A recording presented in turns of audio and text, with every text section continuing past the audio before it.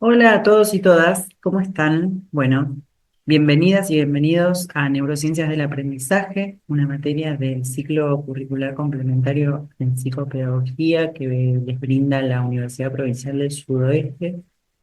Esperamos que tengan una hermosa cursada de esta materia que se les trae, tiene muchísimo contenido y es realmente muy hermosa para todos nosotros. Esperamos que conjuntamente con ustedes podamos llevar adelante una cursada de las más enriquecedoras que puedan tener para actualizar los conocimientos acerca del aprendizaje desde este enfoque desde las neurociencias. Vamos a estar trabajando conjuntamente a lo largo del cuatrimestre las tres comisiones, tanto la comisión A como la comisión B como la comisión C. Yo soy Marianela Pacheco. Vamos a estar en estas primeras dos clases conjuntamente abordando todo lo que corresponde a la unidad 1 y vamos a estar trabajando conjuntamente con Silvina Belizán en el área teórica y con Anabela Meyer, Lucía Rodríguez y Genaro Rosso, quienes nos van a acompañar sosteniendo de forma consistente la parte práctica, el área práctica, que es con quienes vamos a trabajar el feedback que ustedes vayan teniendo mediante la lectura de los materiales, las actividades propuestas desde el área práctica, a medida que avancemos en las distintas unidades.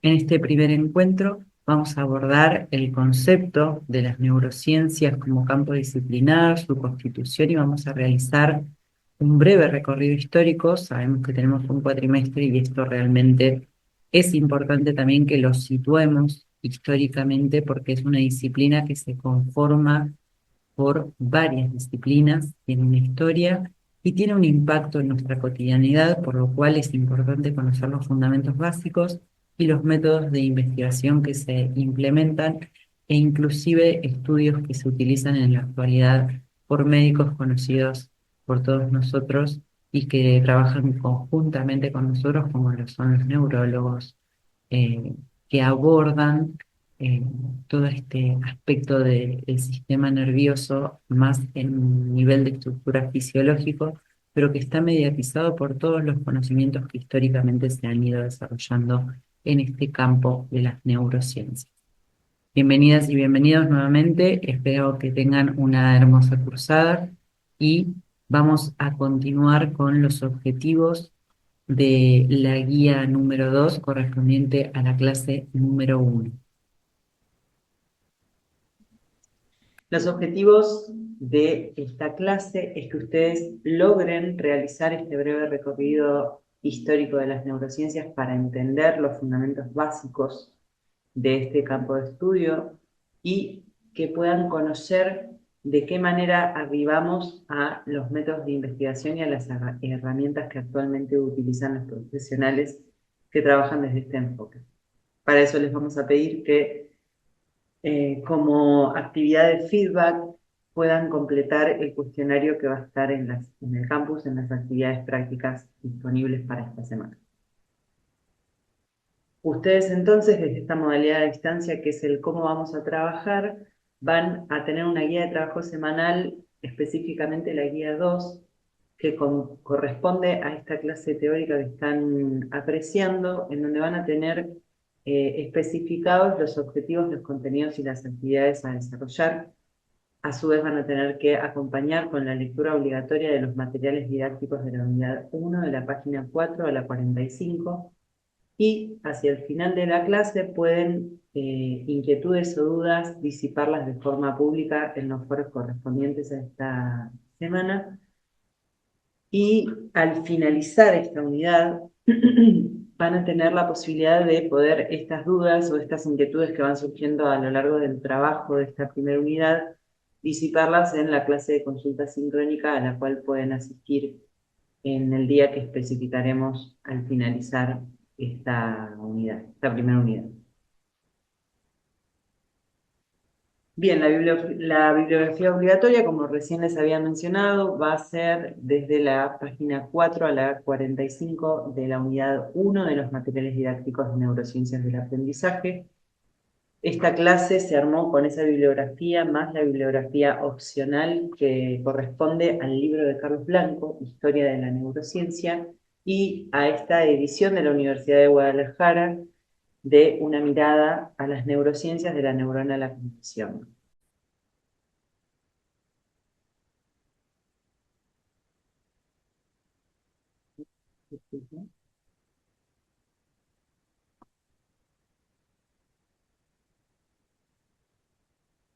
Vamos a iniciar esta unidad con este recorrido por las 6 grandes etapas de la historia de las neurociencias y vamos a iniciar el recorrido por lo que es la Edad Antigua, la Edad Media. Es esta primera etapa que se caracteriza por el debate importante que establecen los enfoques que responden al debate y a las inquietudes en relación a cuál era la sede donde residían las facultades sensoriales, motoras, mentales. Estos dos enfoques son enfoques que predominan en determinados lugares geográficos en relación a la información disponible de ese momento, teniendo en cuenta cómo circulaba la información de ese momento. Hay importantes campos del conocimiento de ese momento. Piensen que la teología y la filosofía de alguna manera eran campos de conocimiento que dominaban en lo que era el pensamiento de los referentes que teorizaban en relación a conceptos y en relación a conocimientos circundantes, con lo cual muchos de esos conocimientos estaban muy ligados a creencias religiosas. Es esta primera instancia en donde este enfoque cardiocéntrico predomina en la cultura egipcia, es más próximo a civilizaciones orientales y de la antigua cultura india, y uno de los referentes más importantes de la época es Aristóteles, también Empédocles, pero Aristóteles era un, eh, un referente cardiocéntrico muy fuerte y un pensador muy fuerte y muy influyente de esa época. En la Mesopotamia, tanto como en China, había una perspectiva más distribuida acerca de los órganos del cuerpo y de que funcionaban más de una manera más sistémica. Para esta época existían evidencias de que en el Paleolítico se realizaban lo que se conocían como trepanaciones craneales, que consistían en el ahuecamiento del cráneo para el tratamiento de enfermedades que en ese momento eran concebidas con una etiología más ligada a cuestiones más mágicas, de fuerzas sobrenaturales, de espíritus que generaban esas enfermedades. Y los únicos casos, los únicos usos médicos que se conocían hasta ese momento, Hola a todos y de la todas, forma más ¿cómo parecida que están? hoy Bueno, nosotros bienvenidas y bienvenidos concebimos a lo que es una Neurociencias del enfermedad y la forma de Aprendizaje, una abordarla, materia del es para ciclo lo que curricular es el tratamiento complementario de las en migrañas y de psicopedagogía la que epilepsia. les brinda la Universidad Provincial del Para esta Sudoeste. época empiezan a haber documentos Esperamos que que son muy tengan una importantes para la hermosa época y cursada para de lo que esta materia implicaba que la se forma las de trae, tiene concebir el muchísimo conocimiento. contenido y es Uno de los realmente más muy hermosa importantes para es todos nosotros. lo que Esperamos podríamos que decir o mencionar como el conjuntamente primer con tratado ustedes quirúrgico de la podamos llevar historia, adelante una que es el cursada de papiro las más quirúrgico egipcio enriquecedoras que puedan de tener Edwin para Smith. Estamos actualizar los hablando de conocimientos 1700 acerca años antes del de Cristo. aprendizaje desde Imagínense este enfoque que desde el las panorama, el neurociencias. contexto Vamos histórico a era estar trabajando totalmente conjuntamente a lo diferente al que largo del nosotros nos cuatrimestre podemos las llegar a tres imaginar. comisiones, tanto la Los comisión egipcios A como la comisión B como notan la comisión en C. Yo soy Marianela esta Pacheco. serie, digamos, este Vamos a papiro que estar menciono es una en estas especie primeras de dos clases documento que empieza conjuntamente a abordando presentar todo lo que de corresponde forma a la unidad más 1 y vamos a estar sistemática la trabajando presentación de casos conjuntamente con clínicos. Silvina En este Belizán caso en se el trata área de 48 teórica casos y clínicos, de los con cuales Anabela Meyer, 27 Lucía eran Rodríguez y Genaro traumatismos, Rosso, y quienes se nos los van a acompañar presenta sosteniendo con de una detallada forma historia del paciente, consistente el la diagnóstico y parte la práctica, el evaluación. área Y práctica, es que es aquí cuando los egipcios empiezan con a quienes notar que vamos a la trabajar sintomatología el descrita feedback que ustedes en los vayan teniendo pacientes se puede mediante manifestar lejos la lectura de los del lugar dañado. materiales, las actividades Otro propuestas desde el documento que área fue práctica muy a medida que importante, avancemos es en la las tesis distintas de unidades. Almeón de Crotona. En este Estamos primer hablando ahora de encuentro vamos a 450 abordar el años concepto de antes las de Cristo, neurociencias como campo disciplinar, que su adopta constitución y vamos a una realizar perspectiva más un breve recorrido encefalocentrista, histórico. ¿sí? Sabemos que tenemos un Él cuatrimestre y propone esto que el cerebro es realmente el que es controla importante la también que lo cognición, situemos es el que controla la históricamente porque es una sensación y es el disciplina que que se controla el conforma movimiento, y por lo propone varias como una especie de disciplinas, tiene una sintetizador. historia y tiene Ustedes un en impacto en los nuestra materiales didácticos cotidianidad, van por a lo tener cual una es serie de importante referentes conocer de los esa fundamentos época, básicos que y los ahora vamos a métodos de verlos un poquito más investigación que se detalladamente, implementan pero que de e alguna manera inclusive son estudios que se utilizan referentes en la que en la actualidad época por médicos impactaron conocidos en la por forma todos del pensamiento, en nosotros la forma del y que conocer y en trabajan la conjuntamente con nosotros, como lo posición son los que tomar neurólogos, respecto a la eh, información que que disponían, abordan ¿sí? ¿Sí? Se todo adoptaba más este un enfoque aspecto del cardiocéntrico sistema o un enfoque nervioso más más en un nivel de encefalocéntrico, estructura de acuerdo fisiológico, pero a que las está evidencias mediatizado por de todos las los que disponían conocimientos en que esa históricamente época se han ido con las desarrollando tecnologías en que este había, con el campo de las conocimiento neurociencias. que se generaba y a Bienvenidas partir y de bienvenidos cómo se nuevamente. generaba ese Espero que tengan conocimiento. una hermosa cursada y vamos a Hipócrates de continuar Cos, con los ¿sí? objetivos Para de esta la época, que guía es número 2 contemporáneo correspondiente a la a clase Crotona, número 1. propone también dos referencias literarias Hola a súper todos y importantes, que todas, es el ¿cómo Corpus están? Bueno, bienvenidas y Hipocrático bienvenidos a Neurociencias del y Aprendizaje, otro una documento que materia se del llama Sobre la ciclo enfermedad curricular sagrada. complementario en Aquí empieza psicopedagogía a que les adoptar, brinda la Universidad Provincial del estos Sudoeste. documentos empiezan a Esperamos adoptar un que enfoque tengan más una naturalista hermosa en cursada el de campo de esta la materia que medicina, se las y trae, tiene asume muchísimo contenido que y estos es procesos realmente muy corporales hermosa de para todos salud, de nosotros. enfermedad, Esperamos se que pueden comprender más como un fenómeno conjuntamente con natural, ustedes ¿sí? podamos llevar adelante Con una cursada de las independencia más de enriquecedoras este que puedan tener pensamiento para ligado actualizar los a conocimientos los acerca espíritus o del estas fuerzas aprendizaje desde sobrenaturales este enfoque desde las que generan una neurociencias. enfermedad, Vamos sino a que estar trabajando adopta una conjuntamente actitud a de lo alguna largo del manera más cuatrimestre las tres naturalista comisiones, del tanto la fenómeno de la comisión A como la enfermedad, comisión B como como así la comisión también del C. fenómeno Yo de la soy salud. Marianela Pacheco. Vamos a estar En esta en estas época, primeras dos entre el clases conjuntamente enfoque cardio y abordando todo lo que encefalocéntrico, corresponde se a la unidad orienta 1 más y vamos a hacia estar trabajando el conjuntamente enfoque con Silvina Berizán en el encefalocentrista, área teórica ¿sí? y Como con les Anabela mencionaba Meyer, Lucía Rodríguez y recientemente, Genaro hay Rosso, quienes nos referentes van a muy acompañar importantes de la época sosteniendo de forma eh, consistente que de alguna la manera parte práctica, el empiezan área a práctica que es marcar con quienes determinados vamos a trabajar posicionamientos en relación a el estos dos feedback que ustedes enfoques. vayan Y teniendo como mencionábamos mediante recién, la lectura de hay los materiales, distintos las hitos que actividades van propuestas desde el sucediendo área en práctica relación a a medida que avancemos en las cómo distintas estos unidades. pensadores, En con este primer algún tipo encuentro de vamos a abordar mención, el con algún tipo de concepto de las publicación o neurociencias posicionamiento como más campo diferenciado de lo disciplinar, que su ya se venía constitución y haciendo, de vamos a alguna manera realizar favorece un breve que se recorrido adopte histórico. un Sabemos que tenemos enfoque un cuatrimestre y esto encefalocentrista a realmente medida que va es avanzando el importante final de esta también que lo primera etapa. situemos Como históricamente porque es una veremos acá en disciplina que se conforma la por varias pantalla, disciplinas, tiene una recién les historia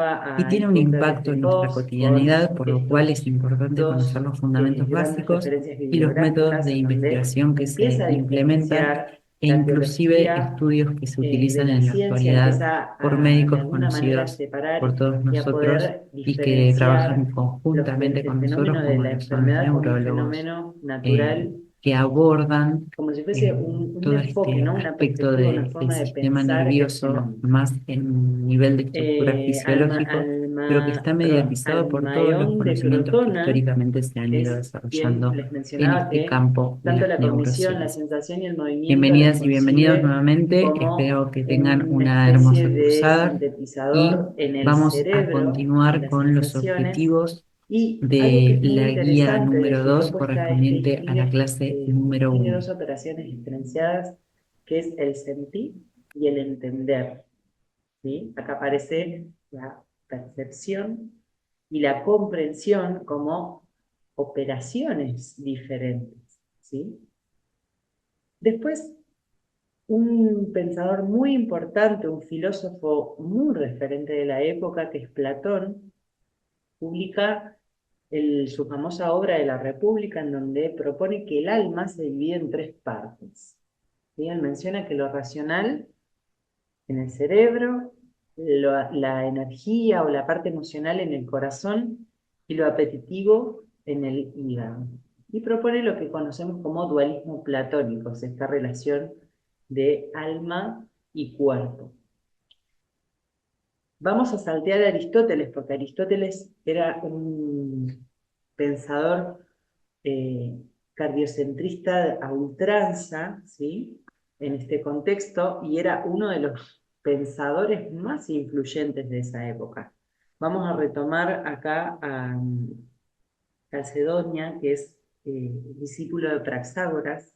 Él empieza a hacer una tarea muy importante y es una diferenciación de lo que serían los nervios, las venas y las arterias y el ventrículo en el cerebro. ¿Sí? Él hace una clasificación de lo que hoy conocemos como nervios motores y sensoriales y investiga de qué manera estos nervios, estas venas, estas arterias, estos distintos nervios operan en lo que son los movimientos voluntarios.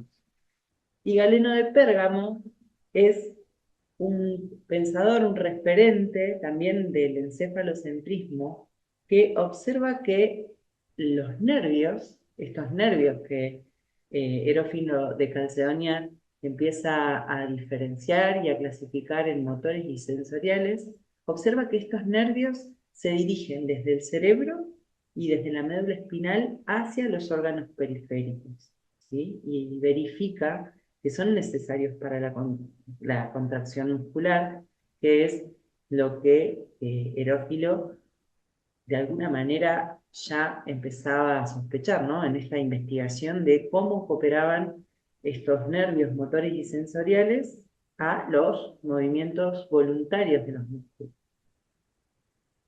Entonces, Pérgamo contribuye a esta diferenciación entre nervios sensoriales y nervios motores y ubica las funciones cerebrales en los ventrículos.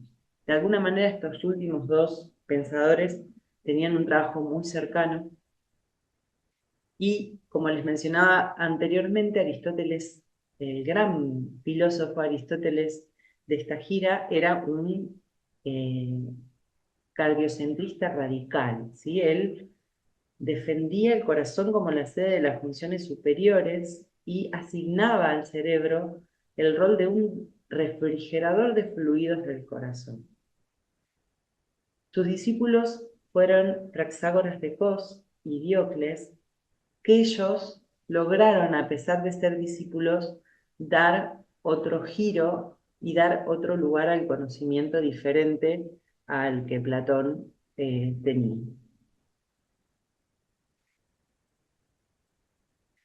En esta segunda etapa, es una segunda etapa muy particular porque tenemos un contexto en donde el paradigma del conocimiento cambia radicalmente. Eh, Hay un contraste eh, progresivo por un enfoque que se centró en el análisis de proceso con lugar en el organismo con una base empírica muy importante.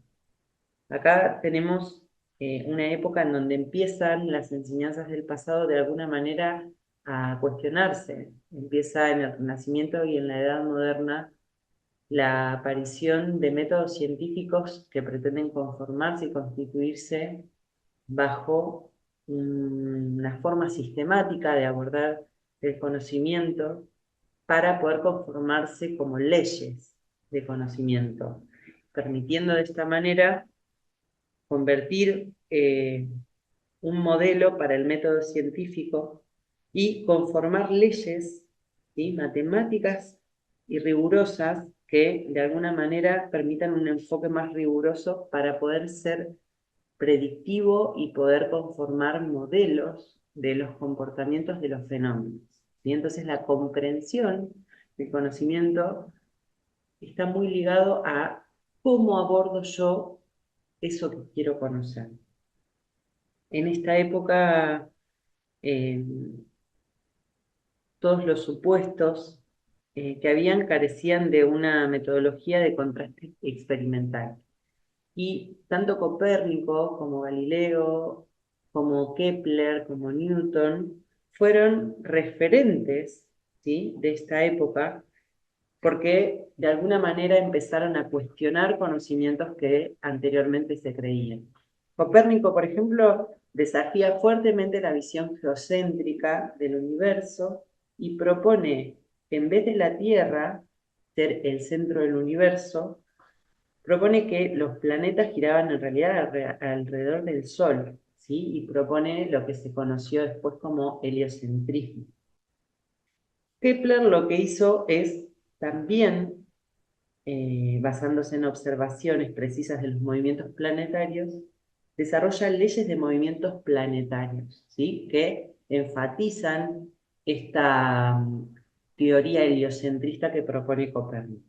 Galileo, a su vez, piensen que aparece el telescopio para esta época, hay avances tecnológicos de este estilo, y hace observaciones que confirman y fortalecen estas ideas heliocéntricas, realizando importantísimos descubrimientos en la física como campo de conocimiento.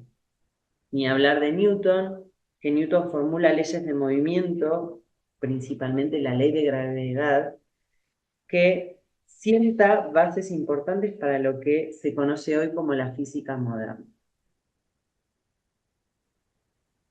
Todos estos pensadores, de alguna manera, interpelan la forma de conocimiento, es decir, modifican el paradigma de cómo nos enfrentamos al objeto de conocimiento que tenemos y, de alguna manera,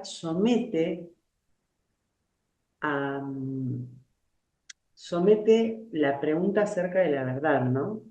Eh, Mejor dicho, lo que plantean es que si algo no es reproducible de la misma manera y no genera el mismo resultado, no es verdad. Entonces, el conocimiento verdadero se conforma a partir de la posibilidad de poder de alguna manera llegar a un resultado mediante un método científico. Y aquí aparece un, un importantísimo filósofo, matemático y físico del siglo XVII, que es René Descartes, ¿sí?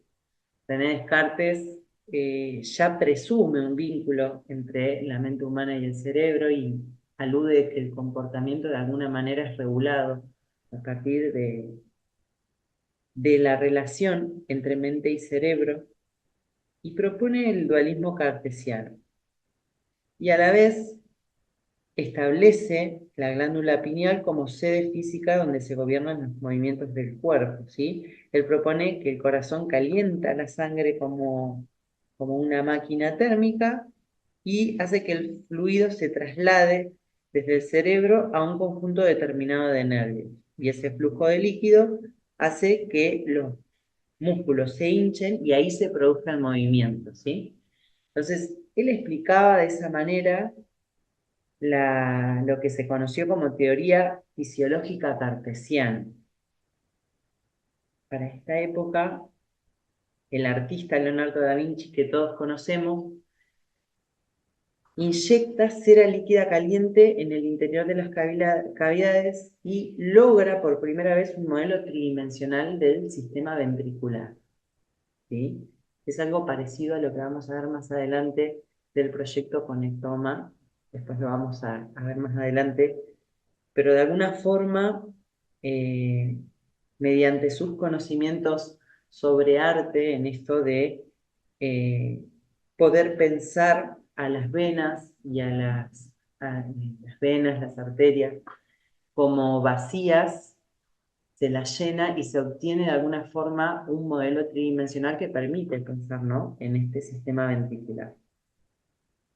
Eh, Bien, René Descartes, como les decía, presenta descripciones precisas y detalladas. eh, no, me estoy equivocando.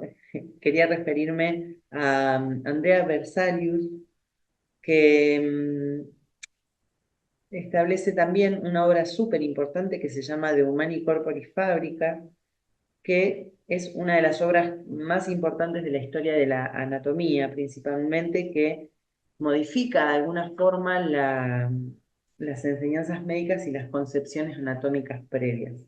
Él ahí hace una descripción muy detallada, muy precisa de la anatomía humana basada en observaciones directas, ¿sí? Recuerden que se vuelve de vuelta a este enfoque de pensar el fenómeno como un fenómeno natural, como un fenómeno factible de ser explicado a través de la observación, el detalle, el pensarlo a través del tiempo, el poder describirlo para poder comprender de qué manera se transforma. Aquí empieza en lo que es la investigación anatómica, para lo que es el avance del conocimiento médico, la práctica de lo que es la disección, ¿sí? Entonces, recordemos que en esta época ya con estos referentes empiezan a modificar el paradigma, más los avances tecnológicos empiezan a ver el paradigma que acompaña todas estas transformaciones eh, en relación, en torno a cómo se concibe el conocimiento, eh, eh, conlleva un paradigma mecánico, ¿sí? Es un contexto que eh, René Descartes lo toma, ¿sí? Y lo realiza en relación a lo que es la conducta y el funcionamiento mental. En esta época también estaba Thomas Willis, ¿sí? Que él empieza a ubicar las funciones psicológicas en el córtex cerebral y él de alguna manera empieza a ligar, ¿sí? Que las funciones psicológicas tienen una localización en el córtex cerebral, ¿sí? Acá empieza de alguna manera a plantarse la semillita de lo que más adelante conoceríamos como localizacionismo. Berzelius, este médico que fue muy importante en lo que les mencionaba de la historia de la anatomía, eh, él, muchas de las, digamos, eh, Berzelius, la teoría ventricular, eh, no la, no la defendía. Y Berzelius, a pesar de ser crítico de la base experimental que sustenta muchas afirmaciones de la medicina clásica, él sí sostiene un posicionamiento en favor de la teoría ventricular, ¿sí?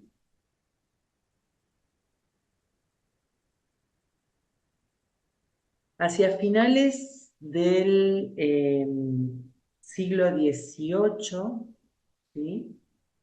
Empiezan a suceder nuevamente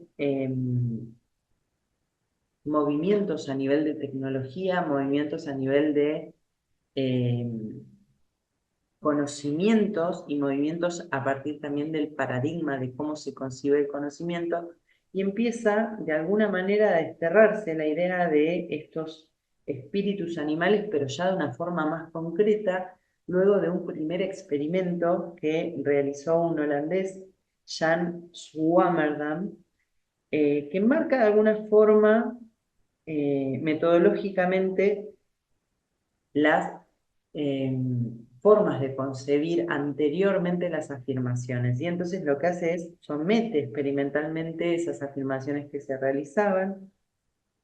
Él lo que hace es poner en duda, ¿sí? La prueba experimental de estos espíritus animales que mencionaban que, digamos que los músculos se movían por espíritus animales, ¿sí? Y de alguna manera, cuando lo somete a experimentalmente, descubre que la contracción muscular estaba ligada a la actividad eléctrica.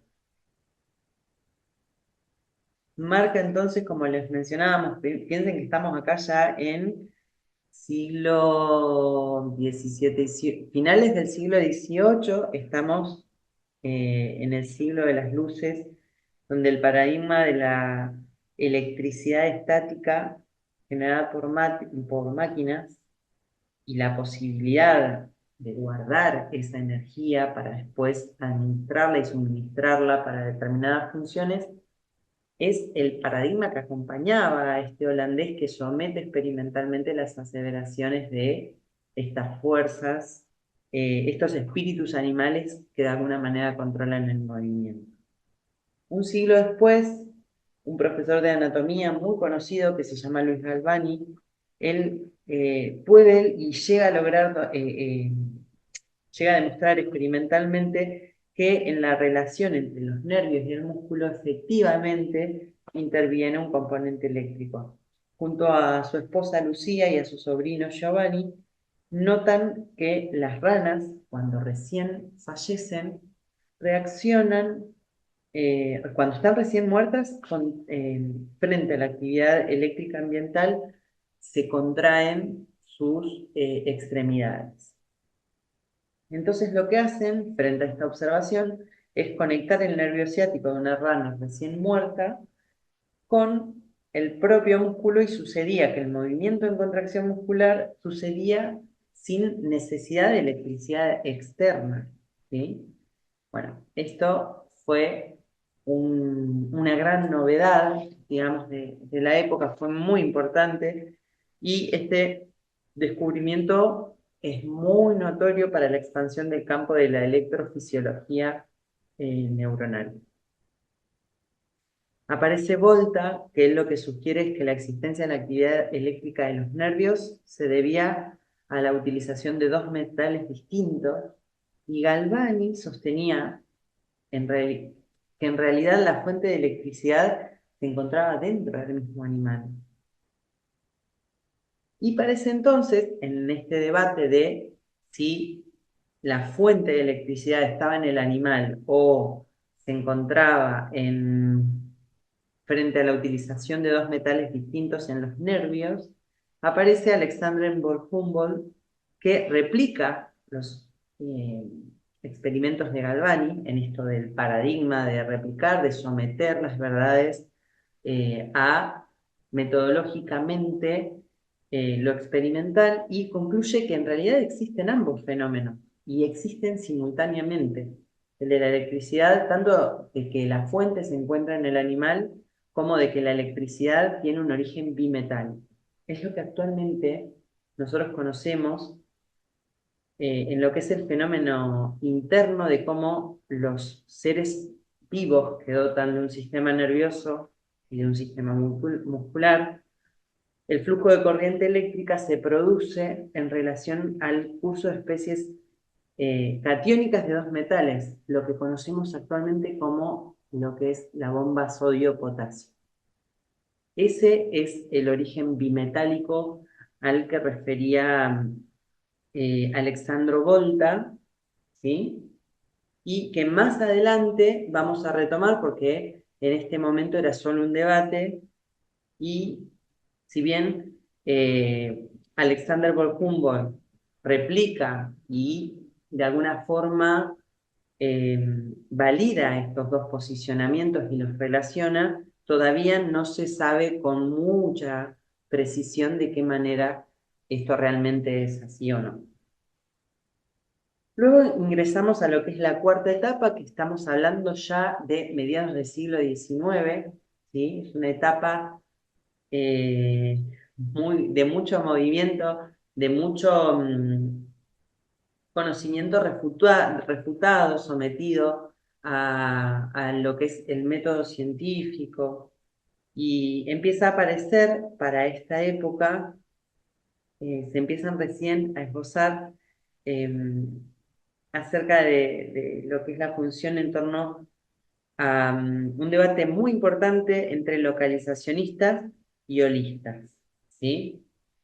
Acá empieza una riña muy fuerte que incluso eh, se sostiene más adelante o va vacilando más adelante esta fluctuación entre estos dos enfoques en relación a futuros descubrimientos que van haciendo algunos de los personajes que vamos a mencionar en esta cuarta etapa.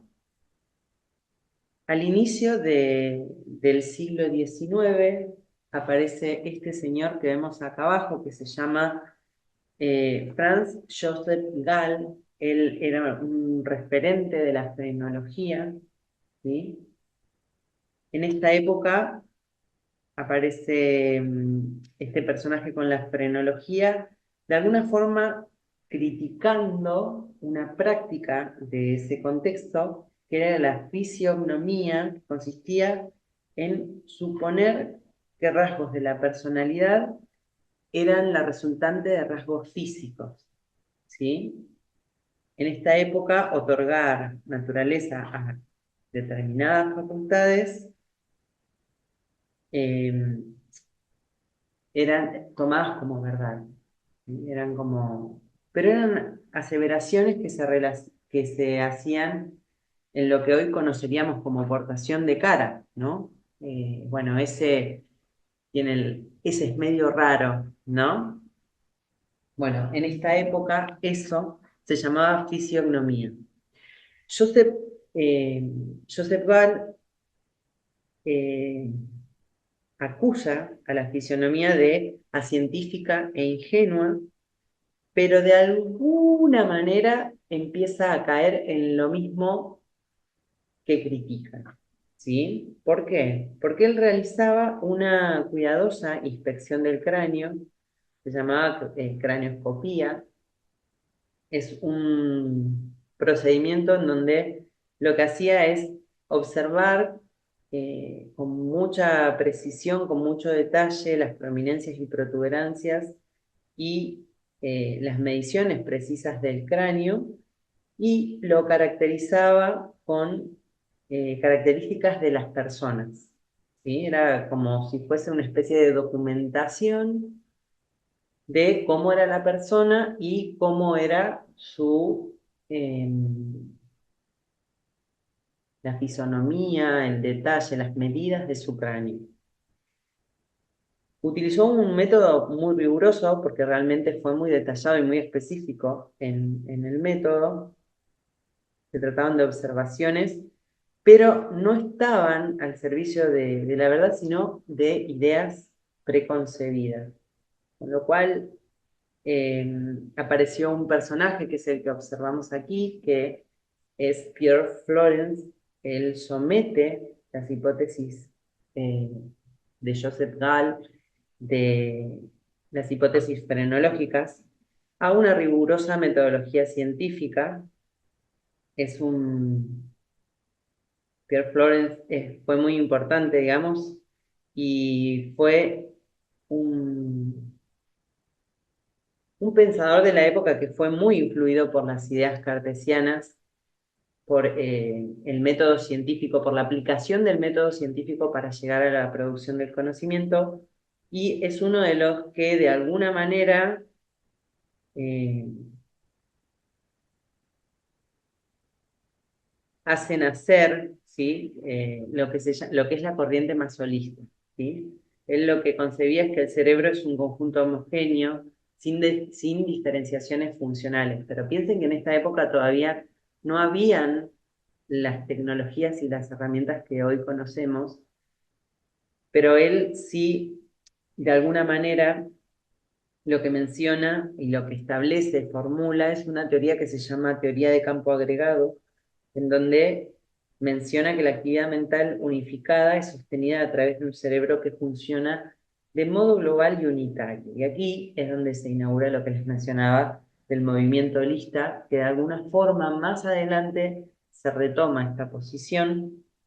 Él afirma que existían zonas que eran poco claras, ¿no? Que no necesariamente estaban circunscritas a la corteza y que aparentemente integraban funciones importantes y lo realizaban de manera global. De alguna manera lo que hace él es intuir lo que actualmente conocemos como áreas asociativas. El tema es que Florence trabaja sobre eh, animales que no presentan gran desarrollo de lo que es el neocórtex, o lo que se conoce como el lóbulo frontal, a diferencia de los humanos y los primates, que son los mamíferos que, eh, que sí tienen desarrollado ese área. Muy bien.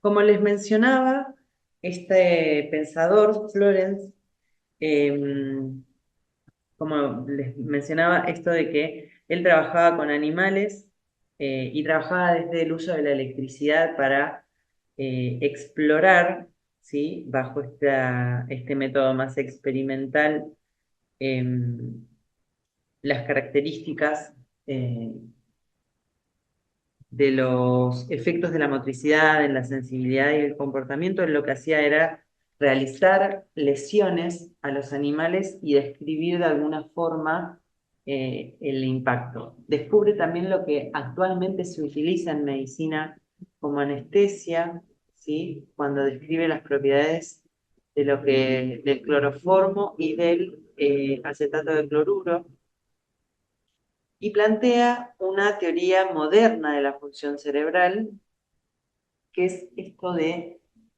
el sistema nervioso funciona de una forma más global, ¿sí? Actúa como una unidad funcional en donde se integran funciones controladas por partes específicas, pero que trabajan de forma conjunta.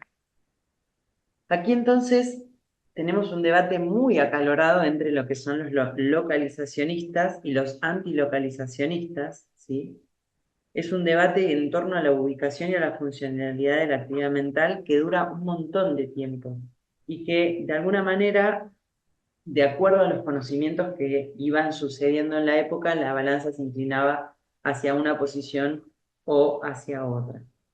En la primera mitad del siglo, esta balanza se inclinó más por esta visión holista, pero después aparecieron dos importantísimos referentes que ustedes seguramente los conocen por otras materias, que es eh, Pierre Paul Broca, que es esta persona que tenemos aquí, y Carl Wernicke, ¿sí? Que eran dos personas muy importantes en referencia a lo que es el lenguaje y la comprensión del lenguaje. Y después también tenemos a otros personajes recontra significativos de la época, que son Fritz y Itzy, lo mismo que Jackson y Ferrier, en donde la estimulación eléctrica del córtex toma nuevamente un, un protagonismo, ¿sí? Y en relación a ese protagonismo se descubren y empiezan a aparecer evidencias que son aceptadas por la comunidad científica y de alguna manera de vuelta inclinan la balanza por lo que es el localizacionismo.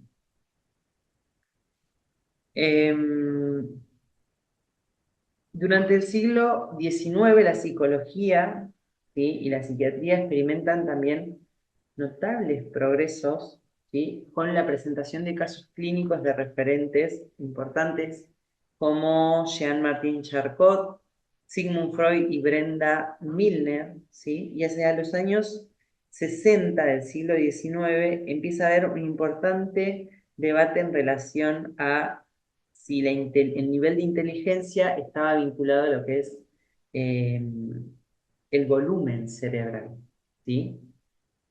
Como les mencionaba recién, en este contexto empieza a aparecer Paul Broca, que empieza a presentar y a documentar también su trabajo.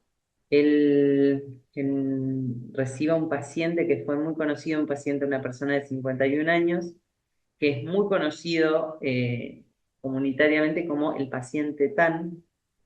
Es una persona que, si bien tenía 51 años, padecía de epilepsia y a los 31 años lo hospitalizan con síntomas que incluían lo que es la pérdida del habla.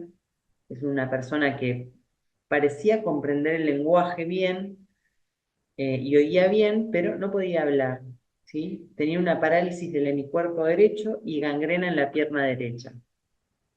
Cuando este paciente fallece, Broca realiza una autopsia, ¿sí? Y mediante lo que es la disección del cerebro localiza una lesión muy grave en la tercera circunvolución frontal del hemisferio izquierdo, ¿sí? Es la parte frontal inferior posterior que actualmente la conocemos como área de Broca, ¿sí? Broca lo que hace es describir, localizar y delimitar el área del habla en una zona cortical muy específica y con mucha precisión y mucho detalle circunscribe que esa forma de esa lesión en esa ubicación, en ese área específica, afecta, ¿sí?, a el habla. Para ese entonces, los frenólogos y la propuesta de Joseph Gall, este personaje que tenemos acá, era que ese área estaba ubicada detrás de las órbitas oculares. Pero no había una evidencia tan robusta.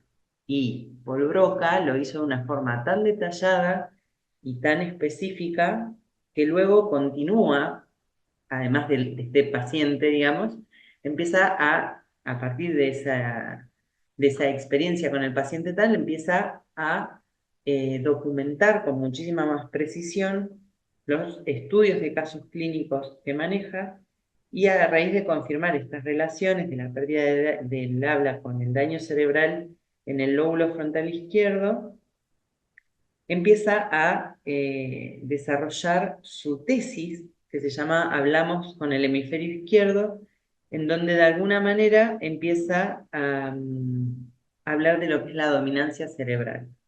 El tema es que más tarde tiene dos casos clínicos que le rompen de alguna forma esta teoría. Se trata de una mujer que está privada del habla, se podía comunicar bien, pero no podía tener una expresión adecuada, y un joven que luego de un daño cerebral en el hemisferio izquierdo también experimenta una pérdida inicial del habla, pero luego esta facultad de acceso al lenguaje y a la expresión adecuada la restaura. Entonces Broca postula lo que es la transferencia de tareas de un hemisferio cerebral a otro. Luego aparece Carl Wernicke, ¿sí?, que él propone, a través también de casos clínicos, esto es una forma también de abordar el caso clínico durante el tratamiento, y luego piensen que en esta época eh, las evidencias se conformaban post-mortem, ¿sí?, a través de disecciones. En este caso, Carl Wernicke, que es neurólogo y psiquiatra alemán, descubre lo que hoy conocemos como afasia sensorial y descubre que el área temporal izquierda, próxima al área auditiva, también estaba vinculada a facultades lingüísticas, pero más específicamente el uso de reglas sintácticas utilizadas funcional y contextualmente. Es decir, se trataba de estudios de caso, ¿sí?, que los presentaba clínicamente, y que la característica, a diferencia de Broca, es que presentaban vocalizaciones fluidas, ¿sí?, con un lenguaje que carecía de sentido, que no estaba contextualizado y aparentemente con una afectación, con una dificultad en lo que es comprensión.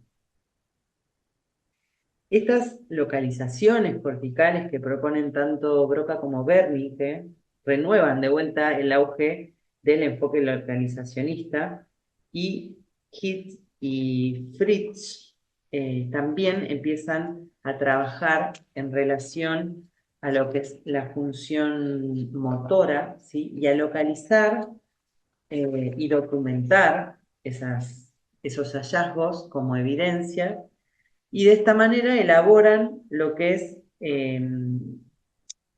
una forma de abordar estos conocimientos mediante la excitabilidad de la corteza motora, localizan áreas de la corteza cerebral motora y contribuyen, como decíamos, a este enfoque más localizacionista. Ellos elaboran, luego de muchos estudios, un primitivo mapa cortical de movimientos en donde de alguna manera intentan representar de qué manera se organiza topográficamente el cuerpo en estas representaciones a nivel cerebral.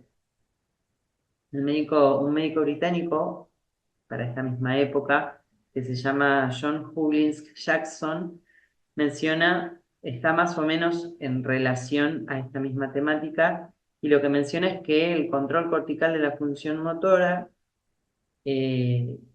tiene representación cortical también, pero él lo realiza específicamente con pacientes epilépticos, ¿sí? Él propone una organización somatotópica del cerebro y sugiere que en el hemisferio cerebral derecho estaría vinculado a lo que es la percepción espacial.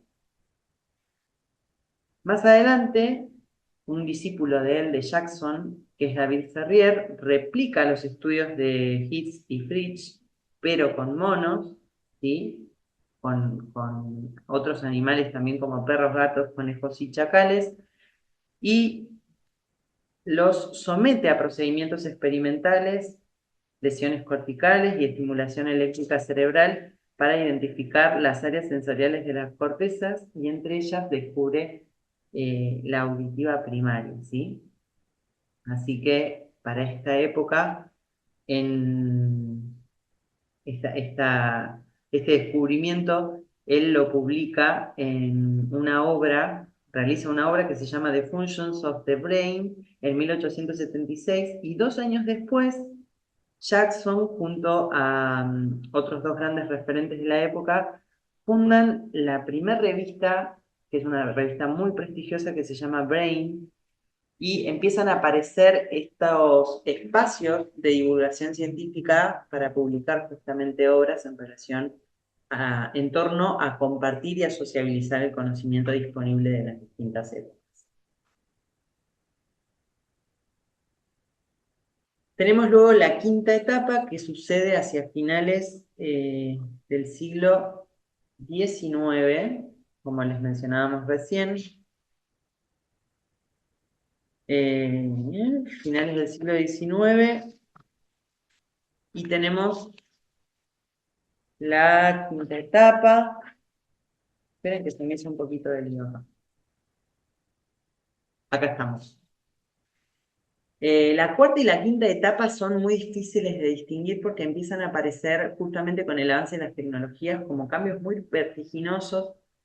Todo lo que es el cambio de paradigma en el método de estudio, en el método científico de cómo abordar los conocimientos, más los avances tecnológicos que vienen de alguna manera sucediendo a una velocidad un poquito más vertiginosa, empiezan a suscitar y empiezan de alguna manera a juxtaponerse, ¿sí? Por eso entre el cuarto y quinto y la quinta etapa empieza a pasar de que sucede que, por ejemplo, nosotros acá estamos en siglo XIX, ¿sí? En donde tenemos a Joseph Gall, Florence, Broca, Wernicke, y acá tenemos a Itzig y Fritz, pero tenemos también hacia finales de esta época el surgimiento de algo también muy importante que tiene que ver más con los finales del siglo XIX, que es la neurona y la química cerebral, en donde empiezan a aparecer avances muy importantes sobre el conocimiento del cerebro, ¿sí? Hasta el momento empieza el conocimiento a avanzar desde lo que es la estructura macroscópica, pero se empieza llegando ya justamente a la quinta etapa, gracias a algunas técnicas de tinción que empiezan a aparecer, a lo que se puede tratar y abordar como, en la segunda unidad vamos a ver como la estructura microscópica, ¿sí? Entonces, la aparición de los microscopios y el avance metodológico es lo que de alguna forma hicieron explotar ya en la quinta etapa eh, avances en lo que es la fisiología de la conducta, con tres referentes muy importantes que ahora los vamos a mencionar y que de alguna forma empiezan a ligarse la cuarta y la quinta etapa justamente eh, con estos descubrimientos, digamos, de los anatomistas de esta época. Para esto vamos a pensar que al inicio de esta quinta etapa, si bien había avances en lo que es la fisiología más macroscópica, perdón, la anatomía más macroscópica, los anatomistas de esa época aceptaban lo que era la teoría celular de los seres vivos, que si bien resultaba compleja, eh, se pensaba que el sistema nervioso era un sistema muy enmarañado y aparentemente sin separaciones internas. La teoría reticular sostenía que el impulso nervioso se distribuía por esta red indiferenciada de forma libre, hasta que un médico italiano que se llama Camillo Golgi en 1873, mediante un procedimiento de tinción basado en nitrato de plata, podía distinguir con nitidez las células y los filamentos. ¿Sí? Es una técnica de tinción que reaccionaba con poquitas neuronas y que más adelante el gran conocido Santiago Ramón y Cajal, que es una sola persona, su apellido es Ramón y Cajal, eh, le hace algunas modificaciones a este procedimiento de tinción y de alguna forma empieza a marcar una agenda para lo que es las neurociencias, ¿sí? En este periodo gana legitimidad el enfoque reduccionista del estudio científico del cerebro. Esto es muy importante porque ya la exploración de la estructura y de las funciones del sistema nervioso no solamente plantean el funcionamiento fisiológico, eh, sino que además radica, ¿sí?, en esta forma de abordaje una sistematización de estas prácticas con la esperanza de descubrir y esclarecer de alguna forma los mecanismos que subyacen tanto en salud como en enfermedad, y en relación a las enfermedades la posibilidad de diseñar tratamientos y psicofármacos para poder abordarlas. Como mencionábamos recién, esta es de alguna forma la época dorada del reduccionismo científico, y se empieza a destacar este referente que es un español, se llama Santiago Ramón y Cajal, que es el principal exponente de la teoría neural. Si bien Camilo Golgi logra, mediante esta técnica de tinción con nitrato de plata, diferenciar las neuronas, él lo que hace es tomar este procedimiento, ¿sí?, y evidenciar la individualidad de las neuronas de una manera muy detallada, pudiendo pudiendo definir su estructura, el papel del cuerpo neuronal, del axón, de las dendritas, y propone una clasificación morfológica y funcional de los distintos tipos de células nerviosas. Acá estamos hablando de las neuronas unipolares, bipolares y multipolares. Entonces él lo que hace es trabajar con la técnica de tinción de Golgi, de Camillo Golgi, la mejora, y estudia sistemáticamente la estructura interna del sistema nervioso de embriones y animales jóvenes. Esto es una estrategia que él utiliza de forma muy inteligente en relación a eh, poder arribar a dibujos precisos y detallados, teniendo en cuenta de que al ser sistemas nerviosos jóvenes no implicaban la complejidad de un sistema nervioso ya desarrollado. Es lo que a la conclusión, digamos, que arriba es que en realidad no se trata ya de un sistema nervioso que no es que es una red contigua, sino que justamente es un conjunto de neuronas individuales que en realidad están conectadas entre sí. Entonces, de alguna manera rompe con esta teoría reticular que era bastante aceptada en la comunidad neurocientífica, eh, y observa que se conectan a través de sus terminaciones, ¿sí? Acá descubre que las neuronas en realidad actúan como elementos polarizados de forma unidireccional, y hay algo que es muy importante respecto a todos sus descubrimientos, y es que él era español y en ese momento la disponibilidad de conocimiento estaba en otros idiomas. Él recibe en 1906, junto con Camillo Golgi, el Premio Nobel de Medicina. Camillo Golgi era en realidad un defensor a ultranza de lo que es la teoría reticular, con lo cual era emblemático esta recepción del Premio Nobel. Ahí, en el libro de Carlos Blanco pueden profundizar acerca de esta historia, pero lo más gracioso es que él era una persona de habla hispana, de habla española, dominaba el castellano y sabía que sus descubrimientos eran muy significativos, pero a la vez era muy consciente de que había barreras idiomáticas muy significativas que iba a tener que aventurarse a desafiarlas, y en 1889 se va a un congreso que se realizó en Berlín, donde había personas y referentes muy importantes de lo que es la anatomía mundial. Allí estaban, por ejemplo, Lis, Schwalber, Retzius, Waldeyer y Kolliker, que eran, principalmente este último que menciono, Kolliker, eran referentes y defensores del enfoque reticularista, ¿no? Pero este Kolliker fue muy importante su posicionamiento porque él a este congreso, como sabía que iba a ir frente a eh, una desventaja con respecto a las barreras idiomáticas, viajó al congreso, ¿sí? Eh, con sus preparaciones y con su microscopio para compartir estos hallazgos.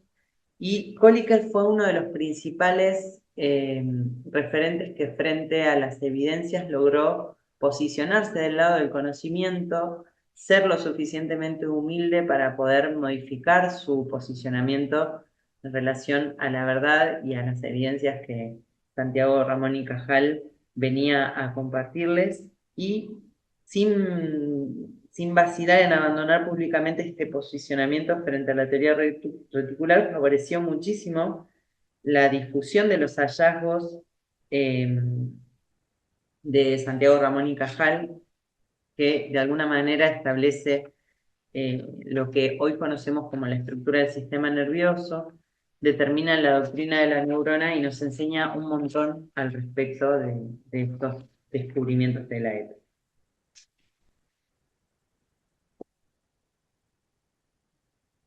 Como habíamos mencionado, hay avances muy significativos hacia el final del siglo XIX y comienzos del XX, y acá empieza también a aparecer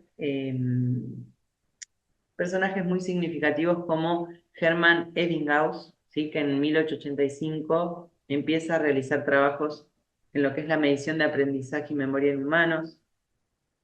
Él utiliza métodos para el análisis cuantitativos que eran aplicables a procesos mentales superiores.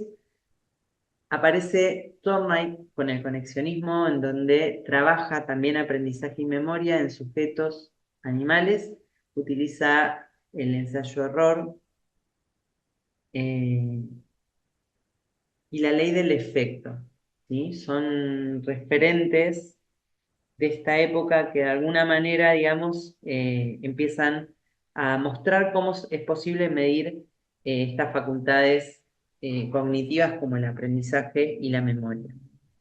En el caso de la fisiología de la conducta, ¿sí? Con estos representantes, Ebbinghaus entonces favorece este trabajo en lo que es el aprendizaje y la memoria en humanos. Thorndike es un psicólogo americano que eh, trabaja también en lo que es memoria y aprendizaje, y aparece Pavlov hacia principios del siglo XX, que realiza trabajos experimentales en fisiología de la conducta con reflejos condicionados también en animales, ¿sí? Eh,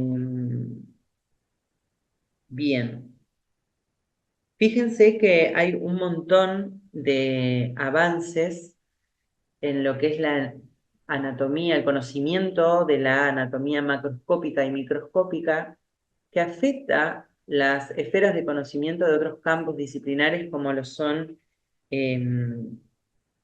la psicología. Y aquí hay un personaje muy importante que seguramente ustedes lo conocen, que en 1890 William James presenta un libro que es el Principio de la Psicología, que marca una ruptura también, ¿no? En el conocimiento de su propio campo disciplinar, entendiendo que tiene que dar un giro en relación a los conocimientos circundantes, y lo que plantea es que el estudio del sistema nervioso, en realidad, los hallazgos y las evidencias disponibles en ese momento sobre lo que hasta ese momento se conocía como el sistema nervioso, va a permitir una comprensión eh, mejorada de los fenómenos comportamentales.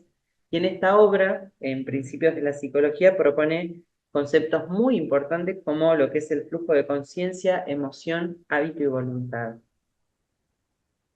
Seguramente muchos de estos referentes ustedes ya los han escuchado en su formación de base, en algunos cursos que seguramente han realizado, pero también empiezan a aparecer cuestiones muy importantes vinculadas al aprendizaje, como lo es el concepto de plasticidad. William James refiere que el aprendizaje, la adquisición de habilidades, las influencias interpersonales y sociales y variables del contexto pueden ejercer un efecto en la estructura física del cerebro, modificándolo y estableciendo nuevas relaciones y circuitos neurales que a su vez alteran el funcionamiento. Entonces él ya empieza a reconocer que a través de la comunicación neuronal empieza de alguna forma a modificarse la forma de comportarse de la persona.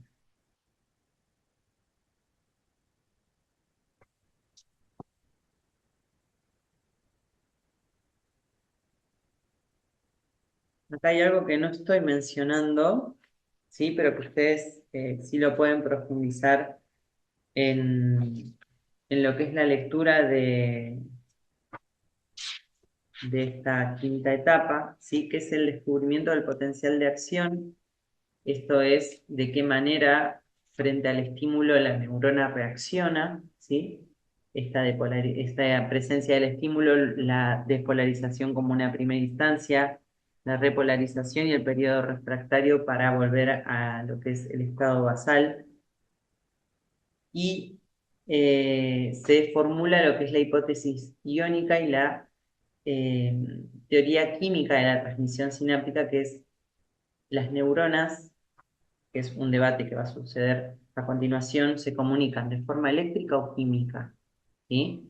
Recuerden que ya había un antecedente, ¿sí? Que está vinculado justamente a si la rana movía el pie, esos movimientos estaban vinculados a una fuente eléctrica que radicaba en el animal o a la conexión de dos metales, el sodio que hoy conocemos como lo que es la bomba sodio y potasio, y que hubo un tercer personaje, que es Humboldt, que lo que hace es validar estos dos posicionamientos, ¿sí?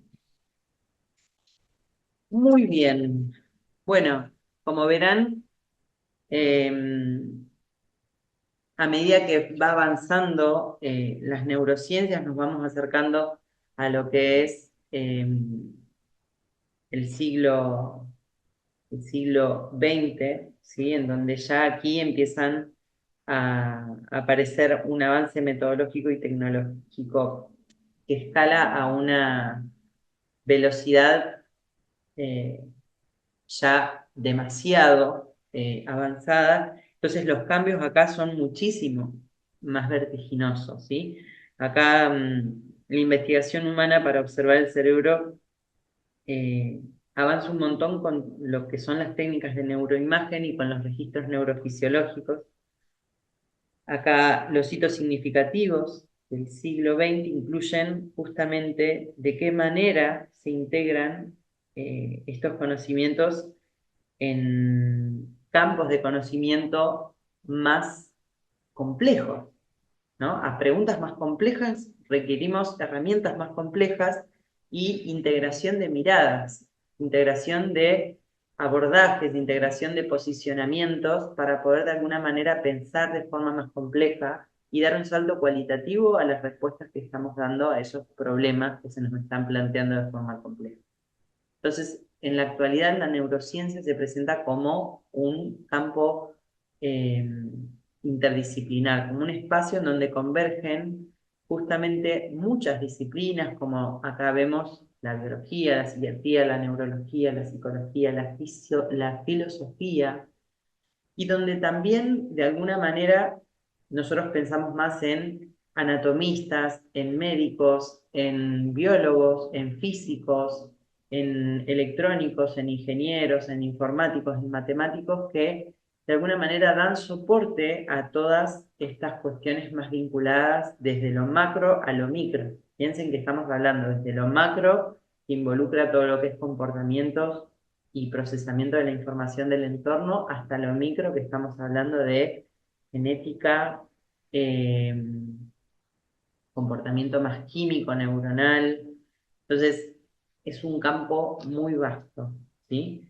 En en estos problemas que se empiezan a representar, digamos, se empiezan a manifestar como una necesidad de respuesta frente a los conocimientos que venían siendo acumulados y que se venían de alguna manera eh, vinculando para armar un campo de conocimientos más robusto, empieza a presentarse justamente esta necesidad de integrarse para poder dar respuesta a perspectivas, digamos, que parecen que están separadas, pero que en realidad conviven. ¿Sí? Nosotros estamos hablando en una instancia previa de localizacionismo y de un enfoque más holista, que ya para esta época se empieza a cuestionar que estas dos perspectivas en realidad debieran convivir, ¿sí? Debieran de alguna forma encontrarse en la complejidad de los problemas y de las preguntas que se presentan para responder. Entonces, la perspectiva reduccionista condensa y se condensa muchísimo en la teoría de la neurona y en los estudios anatomofisiológicos que ahora involucran también a la química, ¿sí? Piensen que la etapa anterior era una revolución del método reduccionista justamente por estos descubrimientos de Santiago Ramón y Cajal. Y el segundo enfoque, que es este enfoque más holista, emerge justamente de movimientos más vinculados a las áreas de psicología, tanto en Estados Unidos, en Alemania y en Rusia, con los movimientos que proponen tanto la Gestalt, el psicoanálisis y la fisiología de la conducta.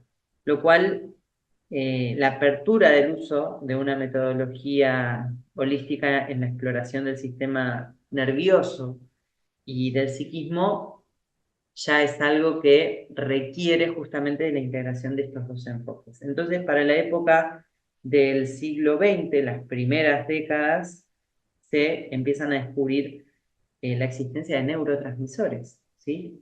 Se entiende la química cerebral, se entiende que la química cerebral está involucrada en la transmisión sináptica, es decir, en la comunicación neuronal. Sherrington, para esta etapa, introduce el concepto de sinapsis y su papel en la transmisión nerviosa, y él descubre la naturaleza excitatoria o inhibitoria de la neurona. Y bueno, él trabaja principalmente con acciones reflejas en animales, pero de alguna forma discrimina de que entiende, mejor dicho, que la característica central del sistema nervioso es la integración de información, ¿sí? Integra la información disponible, discrimina en relación a sus necesidades para poder justamente dar respuesta de una manera adecuada. Para esta misma época, Edgar Douglas Adrian lo que hace es descubrir lo que conocimos como potencial de acción, lo que conocemos como potencial de acción, y formula la hipótesis iónica para la transmisión del impulso nervioso. Hacia 1924, Hans Berger es un profe de psiquiatría y de neurología en Jena, y él registró por primera vez las ondas eléctricas del cerebro humano, que más adelante lo vamos a ver en estas herramientas de adquisición de información, para justamente poder ver de qué manera funciona el sistema nervioso. Más adelante empieza a aparecer la hipótesis iónica, que explica los mecanismos mediante el cual el sistema nervioso produce el potencial de acción para que el impulso nervioso viaje. Y acá empieza justamente a estrecharse la neurobiología con otros campos del conocimiento, como lo es la biología celular. Y hacia fines de los años 60 y principios de los 70, Gille y Hamström estudian la estructura de los canales iónicos y pueden discernir justamente mecanismos moleculares de activación y desactivación. ¿Sí? Esto es muy, pero muy importante, porque justamente es lo que después va a permitir el desarrollo de lo que es la psicofarmacología. Después aparece Wiesel y Hubel, que descubren el funcionamiento del procesamiento sensorial visual, y Eric Kandel, que sí ya es un contemporáneo nuestro, que realiza muchos aportes en relación a lo que es el aprendizaje y la memoria. Entonces, justamente, habíamos hablado de la naturaleza del proceso sináptico, ¿no? Este es un debate de esta época, que es químico, es eléctrico. Bueno, aparece el microscopio electrónico y acá empieza a confirmarse que existe un espacio sináptico y de alguna forma echa un poco de luz a este debate, entendiendo que en realidad si este espacio sináptico en lo que es la comunicación neuronal existe, entre neuronas justamente hay una naturaleza química de comunicación también. Entonces, entre los años 50 y 60, un neurofisiólogo y neurofarmacólogo que se llama Kufler descubre la naturaleza inhibidora del neurotransmisor GABA. Y acá hay muchísimos aportes en relación a justamente la transmisión sináptica química, la inhibición presináptica y la fisiología de las células gliales, el rol de las células gliales en este contexto. En 1966, en Harvard se empieza a crear el primer espacio de trabajo, ¿no? El primer departamento de neurobiología que ya tiene un enfoque multidisciplinar porque incluye a fisiólogos, a bioquímicos, a histólogos y a neuroanatomistas que usan justamente técnicas innovadoras en relación a lo que es la microscopía electrónica y se empieza justamente a pensar los problemas de forma conjunta. Esto es una perspectiva que es ya un enfoque interdisciplinar que permite justamente pensar los problemas de una forma más compleja. En los años 70 y 60 y 70 empiezan a eh, empiezan a aparecer estudios que permiten la comprensión de que el neurotransmisor se une a una proteína receptora que regula directamente la apertura del canal iónico. ¿Sí? Esto también es muy importante para lo que es el desarrollo más farmacológico. Muy bien. A todo esto los avances en el estudio citoarquitectónico de la corteza cerebral, que tienen antecedentes en los siglos anteriores, como hemos mencionado a Brodmann, Brodmann publica una división sistemática de la corteza cerebral humana en 43 áreas. Y para esa misma época, Edinger, un anatomista y neurólogo, impulsa la citoarquitectura comparada y plantea una evolución secuencial del prosencéfalo mediante la adición de partes. ¿Sí? Y acá, retomando este trabajo, MacLean propone lo que conocimos luego como la teoría del cerebro triple, Triune Brain o cerebro triuno, ¿sí? Que es esta teoría que propone que el cerebro humano se compone de tres cerebros evolutivamente diferenciables: el reptiliano, el límbico o mamífero y el eh, neomamífero o neocortical. Con estos trabajos nuevamente empieza a aparecer esta neuroanatomía comparada. Cuando nos referimos a neuroanatomía comparada, nos referimos a que los hallazgos y descubrimientos en lesiones y estudios comportamentales en animales sirven y son funcionales al estudio de lesiones comparadas con justamente eh, el mismo sistema en humanos. ¿Sí? Bueno, van a haber otras referencias que justamente retoman esta revitalización de este enfoque más de neuroanatomía comparada, ¿sí? Que no vamos a entrar en detalle porque ustedes lo pueden hacerlo con la lectura del material, pero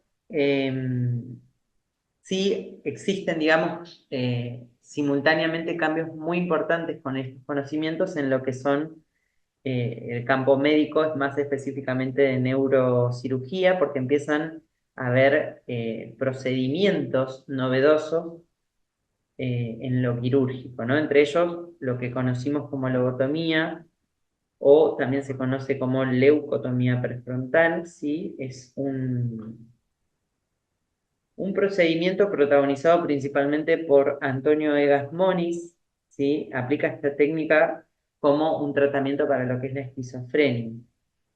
Esto consistía básicamente en interrumpir las conexiones entre la región frontal y las otras áreas del cerebro, pero sucede que existen otras secuelas, otros efectos adversos frente a esta intervención, entonces se suspende esta intervención. Hacia 1952 se empiezan a producir los primeros fármacos neurolépticos y acá Moniz, este mismo referente, es un portugués, él desarrolla lo que conocemos hoy como la angiografía cerebral, y que es un método muy eficaz para conocer el flujo sanguíneo a través del cerebro y de notables consecuencias prácticas en lo que es, bueno, lo vamos a ver adelante cuando veamos angiografías, pero sirve justamente para poder generar una imagen tridimensional del sistema eh, venoso y sanguíneo, digamos, es muy necesario para algunas prácticas quirúrgicas. En los años 80, ¿sí? Empiezan a aparecer las neuroimágenes y permiten justamente identificar aspectos funcionales que permiten registrar actividad de áreas activas mientras el sujeto realiza una tarea determinada. Piensen ustedes en el avance de la tecnología de modo tal que ha permitido que estudiemos el cerebro post-mortem a poder ver de qué manera el sistema nervioso se activa frente a una tarea, ¿sí? Esta técnica de neuroimagen, entonces, justamente permite conocer en tiempo real la activación cortical y de alguna manera retoma lo que es el trabajo de Brodmann y lo confirma, ¿sí? Entonces, acá el trabajo de las áreas de Brodmann vuelve a retomar vigencia.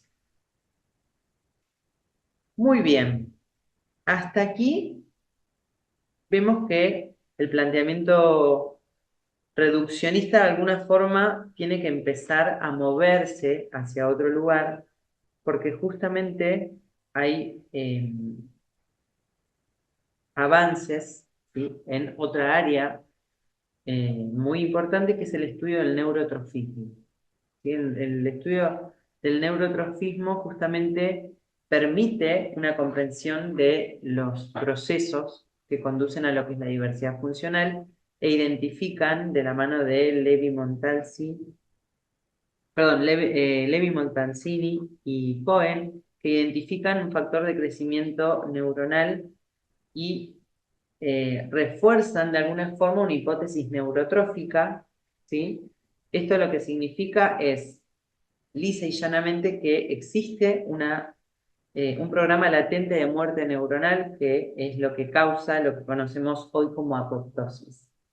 En el inicio del desarrollo del sistema nervioso hay una ebullición de conexiones que a medida que van siendo robustecidos determinados circuitos, los circuitos que son menos robustos empiezan justamente a pulirse, empiezan justamente a limpiarse de lo que es la comunicación neuronal mediante este programa de muerte neuronal programada que se llama apoptosis. Este descubrimiento surge justamente de la mano de Montalcini y Cohen.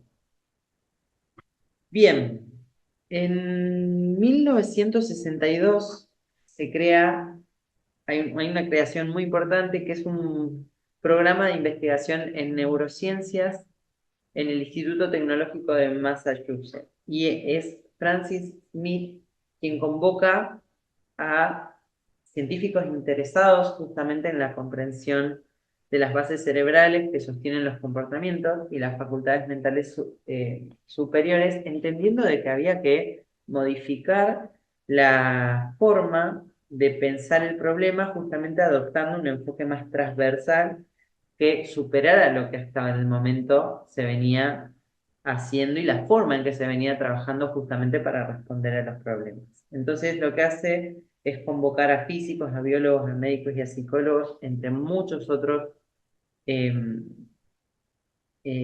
científicos interesados justamente en esta comprensión de las bases cerebrales y en 1962, entonces, se reúnen y se crea este proyecto de investigación de las neurociencias.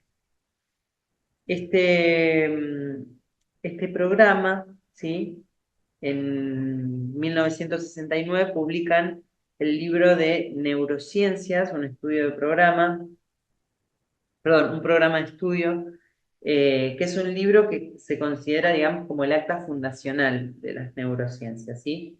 Hacia 1990, entonces, ya a finales del siglo XX, se inicia la década del cerebro, ¿sí? Que es impulsada principalmente por Estados Unidos, y en abril del 2013 se impulsa la iniciativa BRAIN, ¿sí?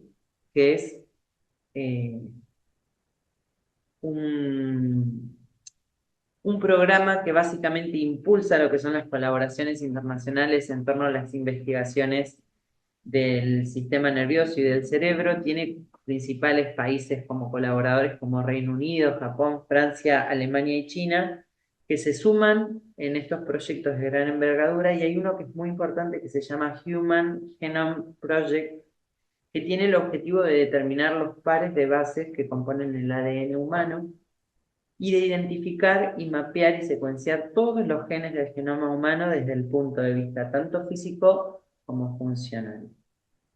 Ahí les vamos a dejar en los materiales didácticos un link al cual pueden acceder, que está bárbaro.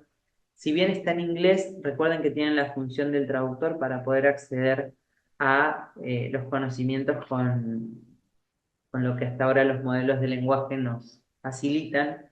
Eh, para poder interiorizarse acerca de qué es lo que se está haciendo con este proyecto. Es algo muy parecido justamente a lo que habíamos mencionado en algún momento de poder generar imágenes 3D como para conocer de qué manera está conformada la comunicación entre neuronas y conocer si hay puntos en común en la conformación del sistema nervioso de las personas, justamente para poder reconocer lo diferente que genera la diversidad funcional y lo estable o lo normativo, que de alguna persona sí es lo que caracteriza justamente al humano como especie. Bien, estoy un poco cansada de hablar, pero vamos a continuar justamente para poder terminar esta sexta etapa y después vamos a hacer una pausita. Hablamos entonces de los avances tecnológicos de las neuroimágenes y del electroencefalograma, eh, que revolucionaron de alguna manera el enfoque de las funciones cognitivas localizadas en áreas corticales y permiten pensar en patrones neurofuncionales. Cuando hablamos de patrones neurofuncionales es esta posibilidad de pensar qué se activa mientras la persona está realizando la actividad. El poder observar justamente el consumo metabólico del oxígeno nos permite ver qué es lo que se está activando durante la realización de la tarea y La neuroimagen funcional permite más una visión dinámica de los patrones funcionales, mientras que la neuroimagen funcional, perdón, la neuroimagen estructural solo ofrece una visión estática, ¿sí? Eso lo vamos a ver a continuación porque hay diferencias importantes en torno a eso.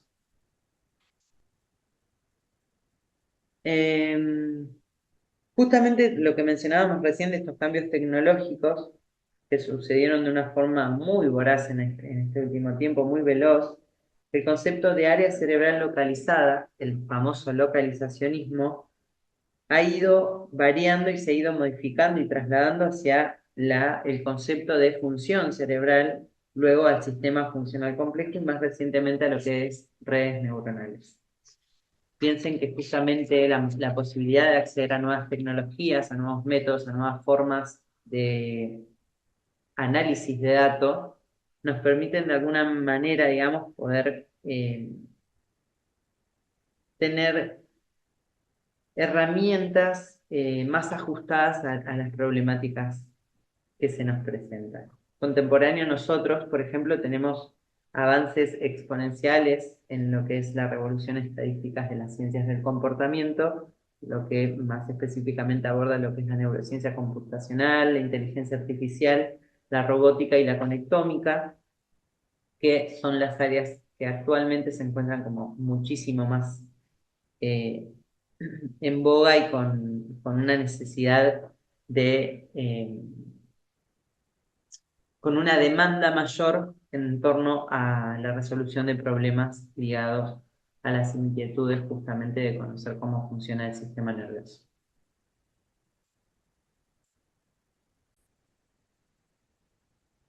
Bueno, vamos a articular esta sexta etapa, ¿sí? Para ya adentrarnos específicamente en la neurociencia, entendiendo que el concepto de neurociencia alude al estudio interdisciplinar de la mente en los años 60, con esta implantación, no sé si es la palabra, pero con este enfoque más holista en la exploración del sistema nervioso y el cerebro. Esto es una propuesta eh, de definición que realiza Carlos Blanco y que alude justamente a una modificación en esta última etapa de el enfoque que se lleva, que se toma, que se adopta en relación a cómo responder a las problemáticas, cómo encarar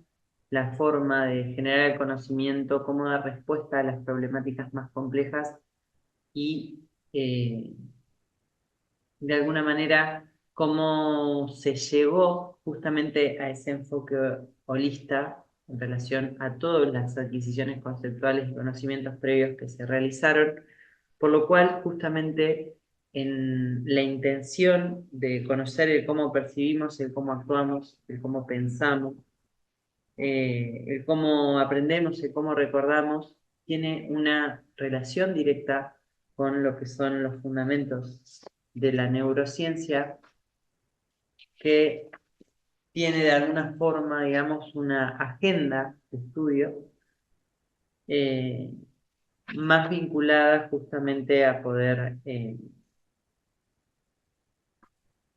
eh, a poder dar respuestas a determinadas inquietudes que están justamente vinculadas a todos esos procesos que involucran el ser humano, ¿no? El conocer y el aprender. Muy bien. Bien, que nos actualizamos aquí en el seguimiento de los contenidos que vamos a ver, justamente los fundamentos, en lo que son los fundamentos de las neurociencias, eh, vamos a pensar en las numerosas ramas y disciplinas que se vinculan a ella, como la neuroanatomía, la neurofisiología, la neuroquímica, la neurofarmacología, la neurogenética, la neurociencia cognitiva, la neurociencia computacional y un montón de otras disciplinas que justamente buscan esta posibilidad de comprender los mecanismos fundamentales del cerebro y del sistema nervioso, así como su vinculación con los comportamientos, con las emociones, con las enfermedades y con los trastornos, ¿sí? Entonces, el objetivo principal de la neurociencia es responder a 5 preguntas básicas, que es cómo se desarrolla el cerebro, cómo se comunican entre sí las células nerviosas del cerebro, cómo diferentes patrones de interconexiones dan lugar a diferentes percepciones y respuestas motoras, cómo la existencia modifica, la experiencia, perdón, modifica la comunicación entre las neuronas y cómo se altera esa comunicación en presencia de las enfermedades.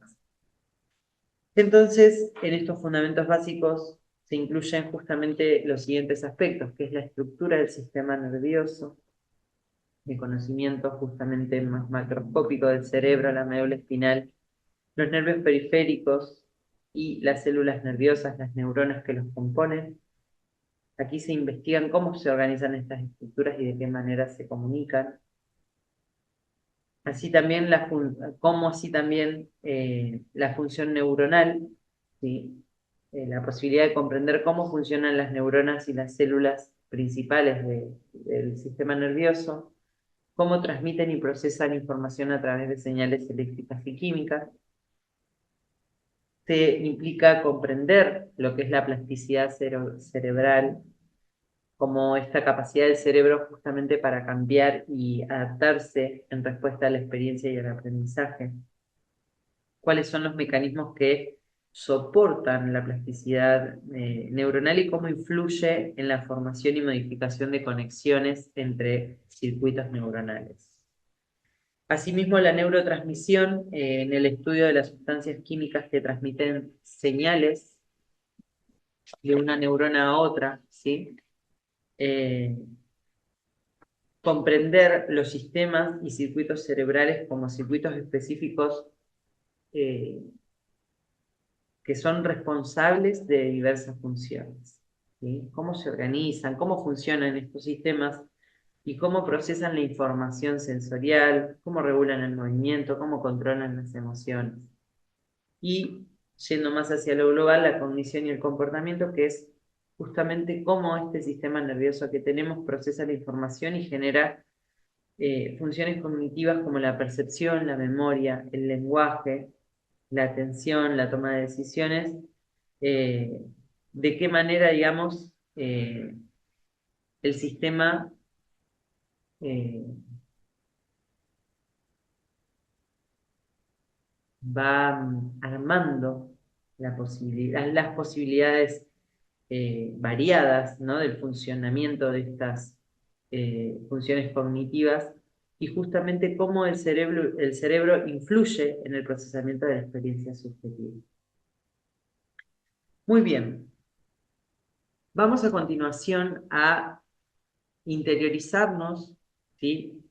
Respecto a las herramientas, a las eh, a los datos, a los estudios que utilizan los médicos orientados en estos enfoques, en estos descubrimientos, no solo los médicos, los profesionales de la salud que trabajan desde enfoques basados en la evidencia, asimismo como los neurocientíficos que trabajan en las áreas más de investigación. La primera herramienta utilizada clínicamente a la cual vamos a aludir en esta clase va a ser la tomografía computada. La tomografía computada es una técnica de imagen médica que combina rayos X y tecnología computacional para crear imágenes detalladas y transversales del interior del cuerpo, ¿sí? Se usa para visibilizar estructuras anatómicas, detectar anomalías o patologías en diferentes áreas del cuerpo.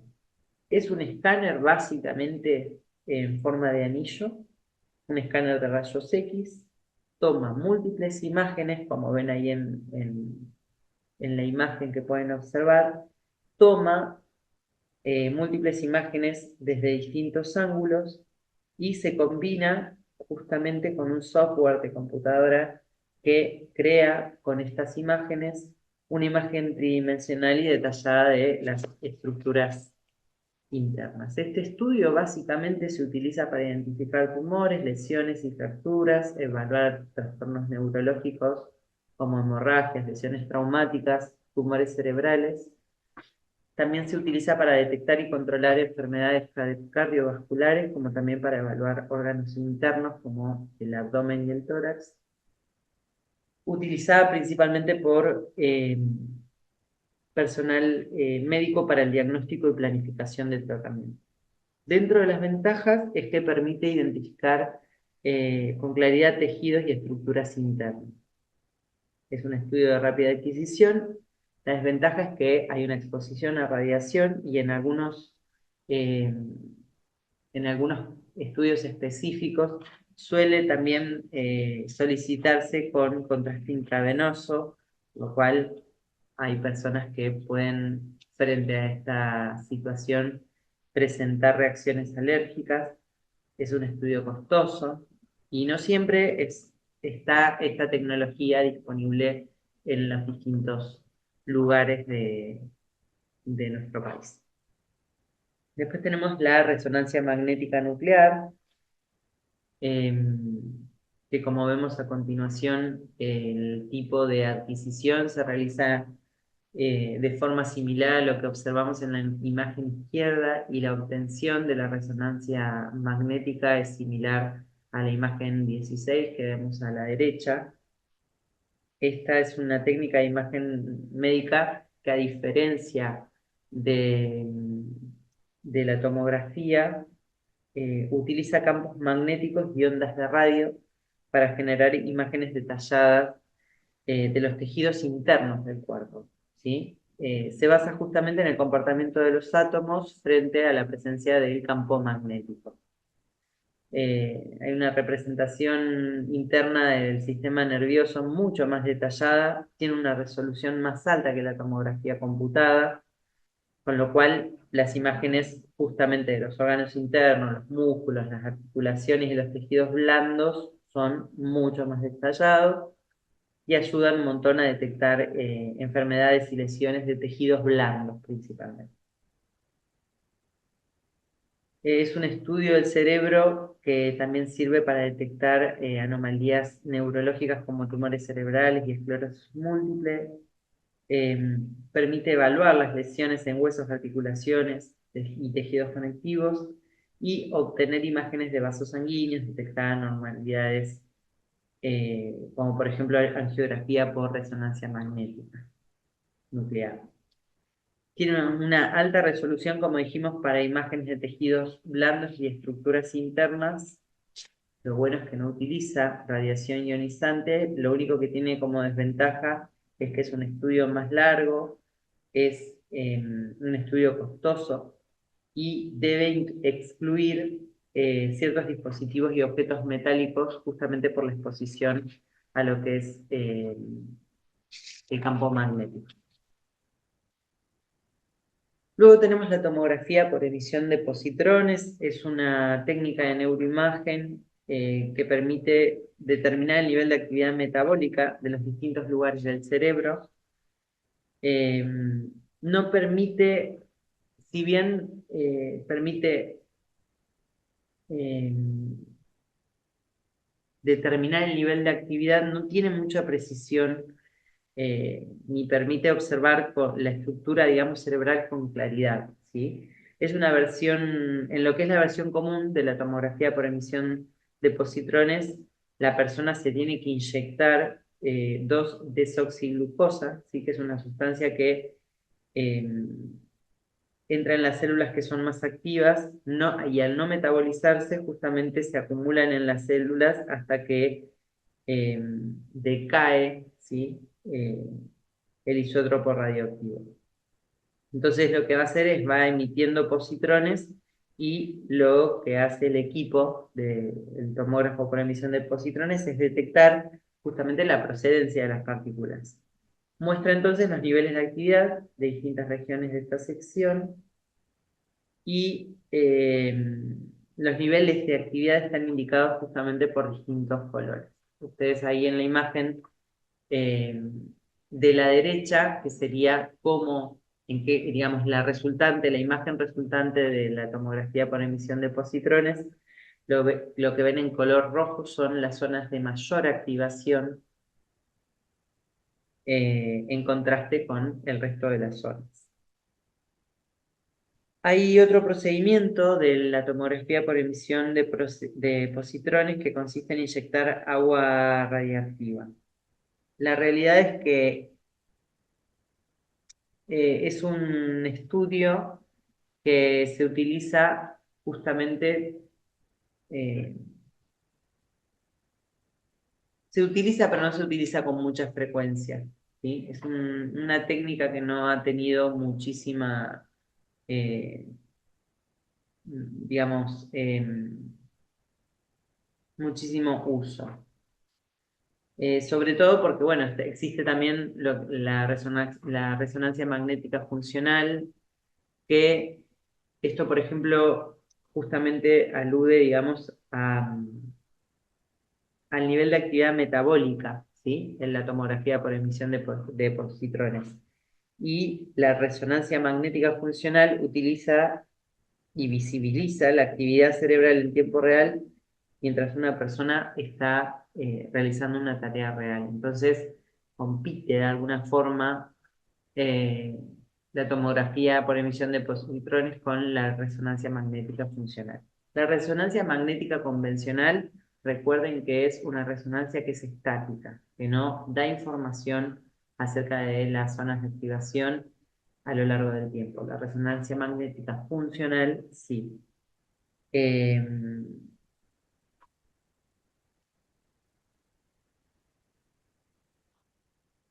la resonancia magnética, entonces, se basa justamente en la detección de cambios en el flujo sanguíneo, ¿sí?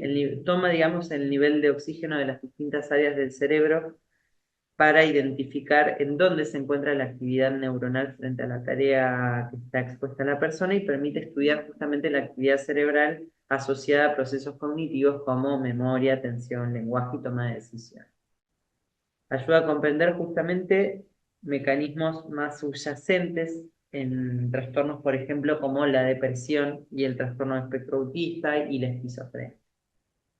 Dentro de sus ventajas es que no implica una exposición a radiación ionizante, como en tomografía por emisión de positrones, que sí. Permite una localización más precisa de las áreas cerebrales involucradas en tareas cognitivas o actividades, que la tomografía por emisión de positrones no era tan específica. La resonancia magnética funcional sí, y proporciona una información estructural y funcional en la misma imagen y puede producir imágenes tridimensionales de la actividad del cerebro entero. La desventaja que tiene es que tiene una baja resolución espacial, que es muy sensible a los movimientos, dificulta la identificación precisa de las áreas cerebrales muy pequeñas, justamente por la resolución espacial que tiene. No mide la actividad neuronal directamente, sino que lo que mide son los cambios de actividad en el flujo sanguíneo, ¿sí? Si bien se sabe que la modificación del flujo sanguíneo se vincula justamente a las zonas en donde hay mayor actividad, están correlacionados, digamos, con estos movimientos del flujo sanguíneo con la actividad neuronal, pero no miden directamente la actividad neuronal. Y por último, la calidad de las imágenes presentan una alta sensibilidad a movimientos y artefactos. Esto significa que pueden ser interferidas, que es muy difícil la adquisición de las imágenes porque la persona estando en el resonador hace un leve movimiento y ya eso puede interferir en la imagen que luego resulta de ese estudio. Luego tenemos la angiografía que habíamos mencionado anteriormente, la persona que lo había desarrollado, es una técnica de adquisición eh, que utilizan los médicos para visualizar los vasos sanguíneos y evaluar la estructura y la función eh, de, de lo que es el flujo y la estructura, digamos, de circulación. Se utiliza para diagnosticar trastornos y enfermedades principalmente vasculares, observar el flujo sanguíneo, la morfología de los vasos, detectar posibles obstrucciones o anomalías del sistema vascular. Durante la angiografía lo que sucede es que sí se inyecta un agente de contraste del sistema vascular a través de una vena o arteria mediante el uso de un catéter. Es una imagen detallada del sistema vascular, es tridimensional. Se utiliza entonces, como habíamos dicho, para la detección de distintas enfermedades vasculares, dentro de ellas detectar, por ejemplo, estenosis, estrechamiento, obstrucciones, aneurismas, dilataciones, otras anomalías en los vasos sanguíneos, para evaluar los trastornos cardíacos, el estudio de los vasos periféricos como extremidades, cuello y abdomen, y permite la preparación previa para intervenciones quirúrgicas.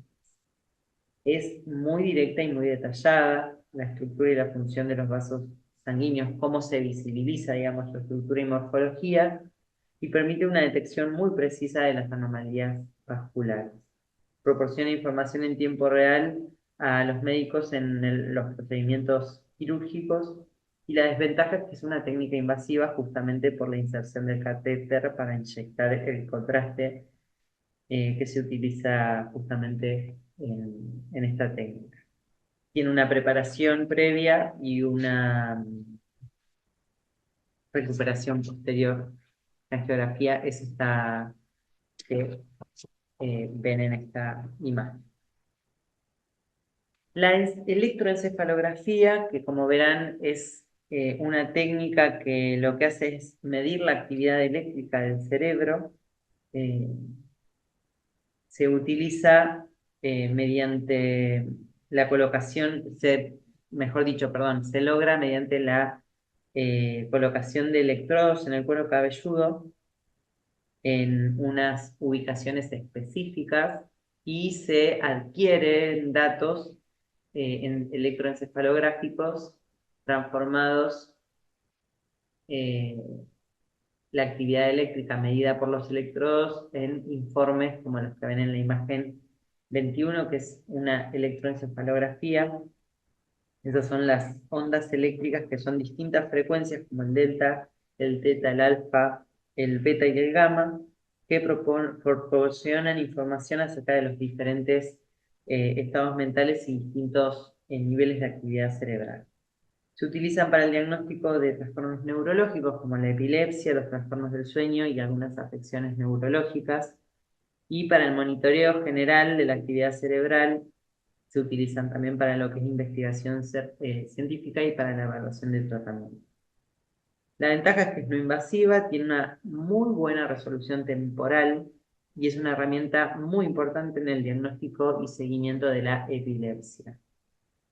En el caso de la epilepsia, como ustedes ven a continuación en la imagen 21, ven señalados algunas partes de la señal en donde se identifican espigas, ¿sí? O se identifican movimientos eh, particulares en determinados electrodos que de alguna manera permiten a los médicos poder valorar la presencia, ausencia o funcionalidad de determinada actividad, y poder definir de alguna manera alguna etiología en torno principalmente a lo que es epilepsia, que hay otras patologías que también son sensibles a este estudio eh, cerebral. Por último, vamos a conocer esta técnica de resonancia magnética, ¿sí? Que se utiliza para visualizar la dirección y magnitud de la difusión molecular. Piensen que esto ya tiene que ver con cómo el agua eh, se distribuye a lo largo del tiempo generando trazas, ¿sí? Esto lo que da es una imagen tridimensional a través de un procedimiento matemático y un software específico que sirve para ver de qué manera se está conectando un área con la otra y en qué dirección principalmente. se basa en la idea de que el agua tiende a moverse preferentemente a lo largo de las fibras neuronales, los axones en el cerebro, y la medición del agua y su difusión en respuesta a los gradientes se calcula justamente este tensor de difusión que describe dirección y velocidad de la difusión en cada punto del tejido. Esto lo que permite es un mapeo de las vías de materia blanca en el cerebro y comprender la conectividad estructural entre diferentes regiones, así como identificar y visualizar tractos nerviosos específicos y su integridad en lesiones o enfermedades. Este, eh, este tipo de información es utilizada principalmente en investigación o previo a alguna intervención quirúrgica que justamente permita entender de qué manera la circuitería se conecta en torno a determinadas actividades específicas, justamente para que cuando la intervención quirúrgica se realice, no se trate, mejor dicho, de no obstruir ningún tipo de comunicación entre zonas específicas de ese sistema, de esa persona y de esa función cognitiva. Bueno, dicho todo esto, los saludo, espero que les haya sido amena el encuentro. Quedamos a disposición ante cualquier duda o inquietud. Nos vemos la semana próxima. Un cariño muy grande para cada uno de ustedes. Buena semana. Muchas gracias. Recuerden completar, por favor, las lecturas obligatorias y las actividades propuestas en el campus, participar en el foro con preguntas públicas si es que las tienen, y si no, nos vemos la semana siguiente. Gracias.